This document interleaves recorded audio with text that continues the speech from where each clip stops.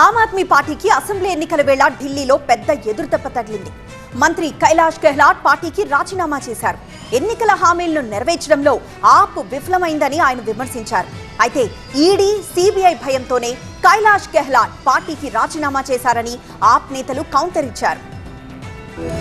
ఢిల్లీలో ఆప్ ప్రభుత్వానికి పెద్ద షాక్ తగిలింది. సీనియర్ మంత్రి కైలాష్ గెహ్లాట్ పార్టీకి మంత్రి పదవికి రాజీనామా చేశారు. ఆప్ జాతీయ కన్వీనర్ అరవింద్ కేజ్రీవాల్ కు గెహ్లాట్ రాజీనామా లేఖ రాశారు. అమలుకు నోచుకోలేని వాగ్దానాలు, ఇటీవలే తలెత్తిన వివాదాలతో రాజీనామా చేస్తున్నట్టు ఆయన పేర్కొన్నారు. ఢిల్లీ ప్రజలకు ఇచ్చిన కీలక హామీలను పార్టీ నిలబెట్టుకోలేదని విమర్శించారు. వచ్చే ఏడాది ఢిల్లీ అసెంబ్లీ ఎన్నికలు జరగనున్న కీలక సమయంలో ఆప్ కు ఇది పెద్ద దెబ్బగా చెప్పుకోవాలి. యమునా నదిని స్వచ్ఛమైన జలాలుగా మారుస్తామని వాగ్దానం చేసి ఆ పని చేయలేకపోయిందని, బహుశా గతంలో ఎన్నడూ చూడనంత కాలుష్యం యమునా నదిలో కూరుకుపోయిందని విమర్శించారు.